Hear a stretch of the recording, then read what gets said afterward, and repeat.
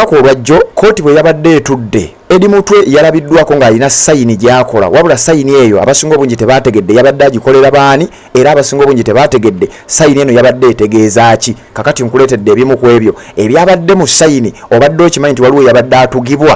kooti eno yabadde eri waggulu era ng'etudde gena maaso n'okuba ng'ewuliriza okusaba kwa bannamateeka b'ekibiina kya NUP okulaba nga bambi bano abasibe beeyimirirwa babeere nga bawoza bava bweru kakati bino byabadde bigenda mu maaso Edi Mutwe yalabiddwako nga bw'olabaawo mu katambi yalabiddwako ng'aliko sayini gy'akola nga bwakwata ku bulago bw'alaga sayini y'empingo n'ebintu ebirala bifaanana bwe bityo kakati nkuleetedde omu ku basavaiva abaawona oba abasimattuse embeera eno nga nnyonnyola kubanga kwabadde kusaba kw'abangi ng'abantu beebuuza eyo sayini etegeeza ki kakati ngikuleetedde ogenda kubeera ng'ogitegeera bulungi nnyo Edi Mutwe yabadde sayini agikolera ani era yabadde ategeeza ki nkugambye waliwo eyabadde atugibwa wansi eyo kooti etuula waggulu wabula wansi eyo wabadde gwe bataddeko empingo ate nga bagenda mu maaso n'okubeera nga bamutugwa kakati bino byonna bigenda mu maaso olunaku olwaleero byonna enkaayana z'obadde owulira ebigenda mu maaso byonna by'obadde owulira mu kibiina ekya National Unity Platform byandibanga bituuse ku ssaawa y'okubigonjoola omukulu His Excellency Robert Kyagulanyi Ssentamu we twogerera amaze okubeera ng'akomawo era kati mutaka ku kitebe ekya National Unity Platform era bw'akomyewo ennyonyi olubadde okumusuula bw'atyo atuukidde mu ofiisi ye agende maaso n'okuba ng'akakkalabya emirimu gye Joba president ow'ekibiina ekya NUP ate bw'atyo ne ggwanga lyonna erya Uganda nga bw'okimanyi nti president w'abamu kubanga abasinga obungi baamulonda n'obululu bwe yafuna byabakama bwe yamuwa n'obutuufu obumanyiddwa byonna ensi ebimanyi His Excellency Robert Kyagulanyi Ssentamu akomyewo era bannayuganda bangi abalina essuubi nti ensonga zonna ezibadde zigenda maaso n'okuba nga zitawanya bannayuganda enkaayana zonna okusika omuguwa kwonna okubadde kugenda mu maaso byandibanga yessaawa bibeere nga bigenda maaso n'okuba nga ate bimalibwawo omukutu oli ku Redvision TV webale kubanga okyagoberera yonna gy'osinzira okuba nga gy'otulabira bw'oba tonaba kubanga osubscribinga kikole ogenda kuba otambula naffe ebbanga lyonna bino nno nga mbitadde ebbali byonna ngenda bikuwa mu mboozi eno njagala okuba nga ate nkusaba vidiyo eno giwa ekigalo kirira wansi awo ate bw'oba omaze okuba nga osubscribinga giwa ekigalo genda mu comment section teekamu obubaka bwo ku nsonga ez'enjawulo obeere nga ate commentinga ku nsonga zino comment yo tujja kugiwa ekitiibwa era gye bujja ku nkomerero ya vidiyo eno tujja kubanga obubaka bwo tubusoma tutegeeza abantu nti omukulu tutambudde naye ebyo byonna nga bigenda mu maaso Simon Byabakama Mujenyi ekyo kyonna kyonna oba ddiiru yonna oba olukwe kyabalira ekibiina ekya National Unity Platform alabika nga tajja kukifuna ye ne bakama be oba olyawo kubanga oluvannyuma lw'okuba nti road map bagikutte ne bagyongerayo ekibiina ekya National Unity Platform nakyo ne kigenda maaso ne kikwata road map yaakyo era nakyo ne kigenda maaso n'okuba nga kigyongerayo essaawa eno abantu bangi babadde beerumaaluma abantu bangi babadde bakaayana nga bagamba kaadi zigabibwa ddi twagala kaadi zigabibwe tutandike okugenda maaso n'okuba nga ate tuteekawo ensasagge naye teweerabira n'ebimu ku bibiina naddala ebyo ebijjonkera ekibiina ekya National Unity Platform nabo bali wali baswamye era baswakidde balinda ekibiina kino kigende maaso n'okuba nga kiwa abantu bekiwa kaadi kigende maaso n'okuba nga kifulumya olukalala olw'abo abaana ababaweereddwa kaadi olwo nabo basobole okuba nga balondobamu abo abanasobola okubeera bannanfuusi bagende mu bibiina bino olwo batandike okwogerera amafuukuule ekibiina ekya National Unity Platform kakati wuliriza akakiiko aka EMC oba Election Management Committee akafaita ku nsonga zino program ko twita vetting process bajagenda maaso okusunsula abalwanyiza kadi ku bifo ebyenjawulo newankwadde muwulira abantu balekaana nnyo buli mwaka budi yagirina ebibiina biswamye era baswakire balinze nti ani bagenda okujimma ajjene waffe ebibiina nga DF ebibiina nga PFF n'ekya NRM kyenye bali wali baswakidde bagamba ani gwe bagenda okujimma ajje tumwogeze ajje mu kibiina kyaffe olwo atandika okwogera ekikinike era atandika okukonyera ekibiina kya National Unity Platform kakiko na KMC Jimmy Serufu ne banne baatula nabo kakikono wamu n'ekibiina National Unity Platform nabo babasaze ekimere bategeeza terwekakatubiriza kaadi ey'ababaka ba parliament abadde yesunga okugiraba mu mwezi guno oba mu bbanga eritali ddene wuliriza bino ennaku z'omwezi zibadde nga 2 omwezi ogw'omunaana omwaka 2025 nga bagenda kutandika kibayita vetting program ey'ababaka ba parliament okulaba nga baweebwa kaadi wabula akakiiko kano Election Management Committee kakyusizza era ne kongerayo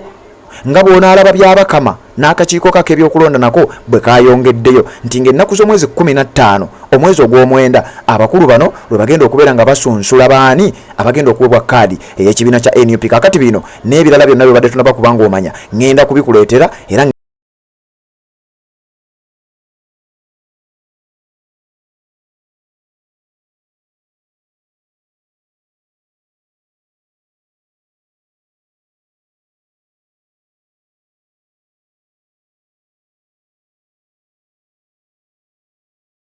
ngenda kuwa akatambi okawulire owulirize abakulu mu kakiiko kano biki bye bagenda maaso n'okubanga boogera. Kakati nga sinakutwala eyo ku kakiiko ka EMC njagala nsooke nkuzzeeyo wali kugambye bino byonna bigenda maaso nga ne His Excellency Robert Kyagulanyi Ssentamu akomyewo. Njagala kuzzaayo ku sayini eya Eddie Mutwe gye yagenze maaso n'okubanga akola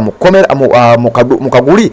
aka kooti. Wabula bannayuganda bangi tebategedde sayini eno yabadde etegeeza ki era yabadde agikolera ani. Kakati nkuleetedde omu ku basavaiva nga bwe nkugambye ono nga si mulala ye Noah Mutwe. Noah Mutwe y'omu ku abo abasavaivinze embeera y'okusibwa era nga ne wetwogerera yakamala okubanga ajjibwa emabega w'emitayimbwa. Ono ye bw'atyo azze nannyonnyola nti gwe wenna ataasobodde kutegeera sayini Eddie Mutwe gye yakoze, Noah Mutwe akugamba agenda kukunnyonnyola nga ye abaddeko mu nsonga zino. Owulirize Eddie Mutwe yabadde ategeeza ki era ne sayini yabadde agikolera ani. Omukutu gwa Red Zone TV wuliriza ebigambo bya Noah Mutwe. Nze gye nkuwa ensonga endala. Mukutu gwa Red Zone TV kyagenda maaso n'okubanga tukuweereza bwe watonaba kubanga subscribe nga kikole kanzije ate mbere nga nkuwa ebirala nga bwe mbikuleetedde. Wuliriza Noah Mutwe bwe yagambye sayini kino kye yabadde etegeeza. Mwana wa mama ono Noah Mutwe oli wakatambi kendi mukulaba akatambula aka muganda waffe Eddie Mutwe Edward Ssebufu we yabadde yakaleetebwa mu kooti alina ka sayini ke yakoze eri bannamawulire. In fact tebadde bannamawulire eri kooti yonna nga yakayingira akaguli ka kooti. Yagenze n'akola bwati n'ateekako emikono n'alaga emikono bwati ng'agiwanise mu fact yadda ategeeza mpingu. In fact yadda agezaako okugamba nti waliwo ali mu kunyigibwa wansi eyo kino kye yagambye kyukwata bwoti kuba yakutte bwati n'asonga bwati n'akola bwati. Wansi we yasonze mujjukire kooti eri waggulu weeti. Kati wansi we wali ka police seero akabeera ku kooti. We tuba tujja mu kooti waliwo we batusookeza gye batuyita then ne balyoka batugaba mu kooti. Era bwe tuveeyo we tudda waliwo police seero ebeera ku kooti. So mujjukire nti kooti y'ejjo twasoose ne muganda waffe Akireewo Kivumbi. Akireewo Kivumbi we yavuddeko ntuddako muganda waffe Mugumya Gaddafi. Yadde Mugumya Gaddafi we yavuddeko ntuzzaako muganda waffe Wakabi Smart we yavuddeko ntulyoka tuzzaako muganda waffe Eddie. So Eddie yabadde agezaako sindika sigino eriffe nti waliwo omu ku bannaffe akwatiddwa era n'atwalibwa wansi mu kaseero. Bukwatibwa kitegeeza empingu zino zaalumye. Era yabadde muganda waffe Batoke gwe mumanyi obulungi. Batoke yabadde akwatiddwa ng'ogumuvunaanwa gwa kurekodinga video mu kooti. So nga wobimanyira state engeri gyekolamu ebyayo ndowooza n'abasirikale b'Oluusi tebaagala kuba exposinga.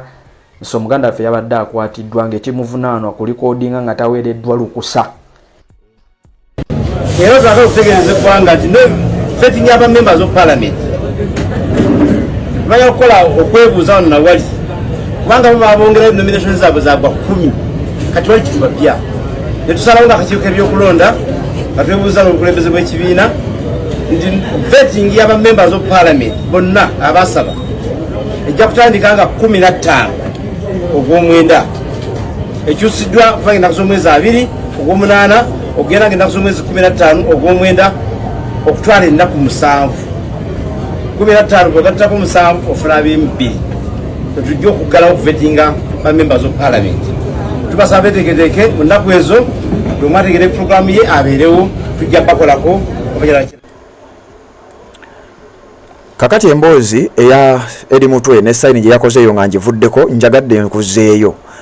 Ekyo kyonna Simon Byabakama akulira akakiiko k'ebyokulonda kyonna kyabalira ekibiina ekya National Unity Platform kiyinza okukalubamu era ayinza obutakifuna olw'ensonga nti okusinziira ku bamanyi eby'omunda bagamba nti Simon Byabakama n'akakiiko k'ebyokulonda balabika babaze nti babeere nga bongerayo okusobola okulaba nga ekibiina kino ekya NUP kigaba kaadi kubanga nkugambye obubiina bwonna bugenda kubanga buli wali buswakidde era nga ne wetwogerera balindiridde okulaba baani abatagenda kuwebwa kaadi kubanga jjukira ebifo ebisinga obungi mu kibiina kya NUP biriko abantu abasukka mu omu abegwanyiza kaadi navaayo mabega kaawo ne nkusomera olukalala olwabo abateeberezebwa okubeera nti oba oliawo kaadi yaabwe eri ku mwanjo nnyo sinakindi okuba ng'eyaabwe yakakasibwa era olunaku olw'enkya nja kudda n'olukalala olulala mu paati ey'okusatu mbeere nga mbikuwa kakati eyo nga sinnaba kuba nga ntuukayo kaadi ey'ekibiina ekya NUP sigambye nti bagigaba nkya oba bagigaba nga 15 okwolwo wabula ng'ennaku z'omwezi 15 akakiiko kano aka EMC oba Election Management Committee akakiiko kano kayongeddeyo okuva ku nnaku z'omwezi ezibadde zimanyiddwa lwe bagenda okutandika okusunsula so okugaba kaadi wabula okusunsula babadde bagenda kusunsula okutandika ennaku z'omwezi 2 ababaka ba parliament kakati gwe wenna agoberera era alindiridde okulaba oba omuntu wo aweebwa kaadi ennaku z'omwezi zibadde nga 2 omwezi guno gw'omunaana akakiiko kano olunaku lwaleero bavuddeyo ne bategeeza bannayuganda nti ffe kaadi yaffe tugenda kutandika tujja kugigaba gye bujjako wabula tugenda kutandika process yaffe ya vetting ng'ennaku z'omwezi 15 omwezi ogw'omwenda omwaka 2025 kitegeeza ki kitegeeza wajja kubeerawo era akabanga akawererako ddala kaadi eno nga tennaba kubanga egabibwa kubanga bwe bamala okuveetinga batwalayo kakadde ne beetegereza ne bayita n'ekugwawundi n'ebintu ebirala nga bw'ozzo biraba naddala mu process eyo gye neweekolera n'alimu ku bitundu babamu ku bantu amaze okubeera nga baveetingibwa oba nga basunsulwa kubanga twategeddeko bakansala ku mitendera gy'enjawulo naddala mu kibuga Kampala mu bitundu ebyawulo eby'eggwanga bamaze ddala basinga obungi okubeera baveetingibwa era bo baliyimiridde essaawa yokka olukalo lunafuluma akakiiko kano akafulumiza ebinavuddeyo nti mundi oyise ekadi ogiweddwa kakati kirowoozebwa nti buno obubiina bino obulala buli wano buswakidde era balinda ani ayinza okuba nga bakulu kaadi nti singa mumma kaadi byonna badde kuba bayitandika emizannyo gyabwe batandika okugenda maaso n'okubeera nga bagizannya kakati anaataweebwa kaadi bamuyite oba banamuteekamu kasente oba banamuteekamu bigambo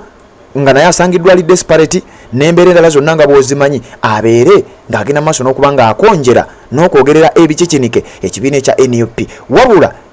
Simon Byabakama nga bwe nkugambye yandiba ng'asanze akakiiko kano keetegefu ekimala era nga nako asanze kalaba akakiiko basazeewo ne bagamba nti kakati naffe kaadi yaffe mu kibiina ekya National Unity Platform tetugenda kugigaba mangu ago era vetting yokka leka naffe tugipushinge tujongereyo okuva ku nnaku z'omwezi nga 2 lwe badde genda okuba ng'ebaayo tugiteekeyo ennaku z'omwezi zijja kuba nga 15 gwa mpuliriza omwezi ogw'omwenda omukutu oli ku Redson TV bw'oba tonaba kuba ng'osubscribe nga kikole okkirira bukkirizi wansi awo olaba ekigambo subscribe okikwatako n'okwata kade ka notification ate n'oba ng'otambula naffe nakugambe waliwo olukalala olw'abamu ku bantu ku bifo eby'enjawulo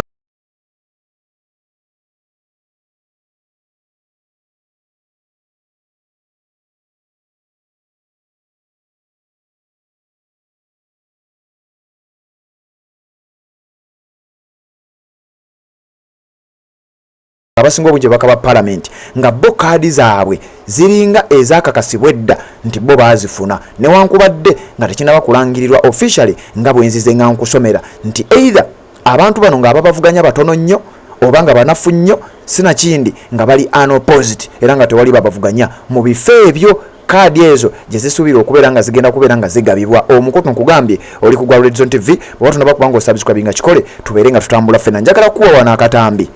ng'abakulu mu kakiiko kano aka EMC bagenda maaso n'okubeera nga bakunnyonnyola ensonga eno yennyini gy'owulidde nkunnyonnyola abakulu bano bagenze maaso n'okuba nga bannyonnyola munnayuganda yenna gwa mpuliriza ensonga nga bwegenda okubeera ng'etambula abadde ayagala okumanya ani agenda okufuna kaadi era ddi kaadi y'ekibiina kya NUP egenda kugabibwa ddi bino byonna binjagala owulirize mu lutambi luno lwengenda okubeera nga nkuwa ate oluvannyuma nzije tubeere nga tweyongerayo kakati gwe amaze okuba nga osubscribe nga kikole okkirira wansi awo olaba ekigambo subscribe n'okikwatako n'okwatako kade aka notification nkugambye ako kakuyamba okubeera omu ku abo abasooka okumanya buli tubattaddeyo ate ne tujja ne tuba nga tutambula nammwe njagala okuba nga mpita ayita mu bubaka obutonotono bwe mutaddeyo nga sinakuwa katambi kano then oluvannyuma nzije nkuwa akatambi ate tubeere nga tweyongerayo n'ensonga endala kubanga amawulire gakyali mangi nnyo gengenda maaso n'okuba nga nkutuusaako neebaza nnyo mami waffe maama Kevin okuva Switzerland webale kubanga ogoberera message etuukidde ddala bulungi nnyo ku mukutu ogwa Redson TV avumiridde nnyo ebikolwa abasajja abakulu abali mu gavumenti bye bagenda mu maaso n'okuba nga bakola mami Kevin webale kubanga ogoberera Abu batuusa naawe webale kubanga ogoberera agamba nti ensonga eno eya Shamim Malende ne Zahara Lwirika yagamba ye mukutu omubabiro era agamba ye ali ku side ya Shamim Malende ne Kalule Kenneth n'ogamba naawe oli ku side ya Shamim Malende nono bamwise Brenda Natukunda agamba naye ali ku side emu eya Shamim Malende wano nga Shamim Malende bangi nnyo Kibuuka Haruna naawe boti bwogambye we bali kubanga ogoberera Kyeyune Hamida naawe bali kubanga kwoli message yo etuuse bulungi nnyo rejected stone nga bulijjo webale kubanga naawe ogoberera message etuuse bulungi nnyo gw'oli musajja wa nnyo ku mukutu guno ogugoberera nnyo Namboze Nora nawe bale kubanga ogoberera message etuuse bulungi nnyo Queen Prose nawe bale kubanga obeerako message etuuse bulungi nnyo kakati gwatanaba kubanga osubscribinga webale no nja kusaba kirira wansawo labe ekigambo subscribe kikwateko kwata kade gwakimaze webale ekyokoze kya mutawana nnyo njagala ojje tutambule ffenna owuliriza akatambi kano nga kakunnyonnyola oba abakulu mu kibiina kya NUP mu kakiiko kana ka EMC nga bakunnyonnyola butya ebintu bino bwe bigenda okubanga bitambula ddi kaadi eno lwegenda okubanga egabibwa naddala ku mutendera ogw'ababaka ba parliament naye nkugambye teweerabira nti bino byonna bigenda mu maaso nga His Excellency Robert Kyagulanyi Ssentamu yakomyewo dda mu ggwanga erya Uganda era nga mutaka kakati gwe yagala okumanya byonna oba olina ensonga ey'okuloopa omukulu yamaze dda okuba nga atuuka kanzije tubeere nga tweyongerayo wulira akakiiko bwe kagamba ate nzije tubeere nga tutambula ffenna tubaisobaayo kubategeeza otutuuse mu mulimu guno ogw'okufeetinga tumaliriza local governments chairpersons ba LC3 ba municipality mayors ba district councillors sub county councillors mu ggwanga lyonna batonyonnyola twetolodde Buganda tugimala twetolola Western Uganda tugimala twetolola Northern Uganda netwetolola Eastern Uganda nga tuvetinga ebifo ebyo byenjogeddeko waggulu so omulimu ogwo so far good kutambudde bulungi era okwebaza bonna abesimbyeyo betuveetizamu obuntu bulamu n'empisa zeboolesezza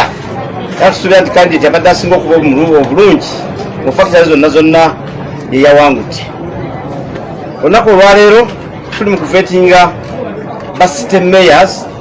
ne state division aba Kampala state division mayors aba Kampala ne ba city mayors bonna mu ggwanga olunaku olwaleero olunaku olw'enkya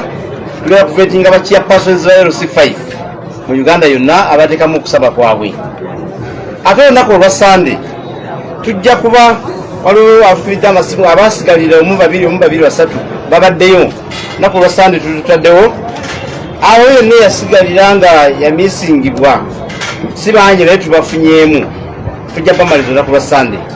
otubenga local government tugigaddewo nga national unity platform bifo kyonna kyonna kyera vetted kijja kuba kigaddwawo nalwo kyali muntu asobola kukiyingiramu mulala ataasaba then ennaku z'omwezi nga ekisobola kunenya byabakama yewa obuyinza zinga bwayagala tuli awo nga akyusiza nominations z'aba MPs tuga musajja abadde kyono teyebuuza ku stakeholders teyebuuza ku political parties teyebuuza ku NRM yokka n'akyusa ekyagotanyiza mu nteekateeka zaffe nga NUP ez'okuteekateeka abakandidates baffe era kitegeeza nti okuva kati okutuuka nga 2003 okutandika nominations za local government twagala kwewa obudde tukole ku bakandidates baffe tubateeketeeke bagende mu nomination bonna mu ggwanga lyonna era twagala okutegeereza eggwanga nti vetting aba members of parliament banya okukola okwebuuza wano nawali kubanga babongerayo nominations zaabwe zagwa 10 kati wali kitubapya netusalawo akakiiko ebyokulonda nga twebuuza n'obukulembeze bw'ekibiina nti vetting y'aba members of parliament bonna abasaba ejja kutandika nga 15 ogw'omwenda ekyusiddwa kuva ennaku z'omwezi 2 ogw'omunaana okugenda nga ennaku z'omwezi 15 ogw'omwenda okutwala ennaku 7 15 bwegattako 7 ofuna 2 tujja okuggalawo okuvetinga ba members of parliament tubasaba beteeketeeke mu nnaku ezo buli mwategere programu ye abeerewo tujja bakolako obujala bakiragisiza tulowooza nti obubaka twagadde okubawa ng'eggwanga banyawe ne basebo naye mu ngeri enjawulo tebazannamawulire mubaddewo nnyo nnyo mu lutalo luno era EMC nsanyufu gye muli. Madam Chair, allow me invite you and make additional communication in English. Members of the press, I first want to appreciate you for being there with us from day one. It is because of you that the exercise is even going on very well. So we really want to appreciate you on behalf of EMC and on behalf of National Unity Platform. We want to appreciate and thank you for what you're doing for the party. The vetting started on the 28th of last month. And so far you saw we started with Kampala and Wakiso. We saw the numbers were overwhelming. We went to the sub-regions. And surprisingly, the numbers you saw here with Wakiso and Kampala, the numbers in the sub-regions were overwhelming, more than even what you saw here actually. You saw what happened in Masaka, what happened in Jinja, what happened in other parts of the country. So we have done vetting in all the sub-regions, all the regions of Uganda. Eastern Uganda was dusted, Northern Uganda, Western and Central. So far so good. The numbers were overwhelming and the candidates were very disciplined and were very good. So we have the best candidates. It's up to us to choose now the best from the best. We already have the best among the best candidates, but we have to choose again the best from the best. As you can see, we are still going on with the vetting process. Today we are handling the mayors, the city mayors and the division mayors. Then tomorrow we shall be handling the chairpersons. From that, on Sunday, we shall handle those who missed out on the vetting platform, and everybody has to be catered for. That's why we have provided that extra day for whoever was not vetted for different reasons. So we shall have a day for them to be vetted. They may not be very many, but at least we have had some of them come up and say they were not vetted. So we have to vet them. Then after that, we were supposed to do our vetting of members of parliament. But as you know very well, what happens in Uganda, things are done in the bedroom anytime. Somebody comes with a law and the next day it's passed. You saw what happened to EC. EC wakes up from nowhere and changes the dates of nomination for members of parliament, pushes it to October, mid-October, that is the 15th and 16th of October. So what happens to us? We have to adjust. We were not consulted, no parties were consulted, they did their things alone. So we highly condemn that. This is not a family issue, and this is not about NRM, this is about the entire country. So they should not be changing things the way they want. And I know they were targeting actually us, NUB, and other opposition members. But we tell them that we are also aware and we are ready. We shall counter whatever they are doing. So for that reason, as the EMC, in consultation with other party stakeholders, we have decided to push vetting of members of parliament to the 15th of September to 22nd of September. And this has been caused by EC. They are wrong. But what do? We have to catch up with their pace. So that's why we have pushed the vetting of members of parliament to the dates I have communicated. Thank you so much.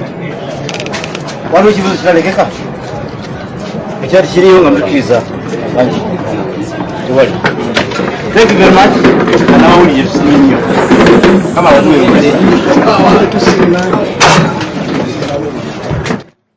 z'obufumbo olina omwami naye ng'akutawanya, olina omukyala ng'akutawanya, bajja ne bakwagalako ne bagenda. Gwe alina ebizibu mu byenfuna nga ssente zikuyita mu ngalo, w'oteeka ssente zifa bufi, b'owola tebazza. Gwe aloota ng'ogwa mu nnyanja, gwe alumizibwa omutwe nga guganja okuwona, naawe aloota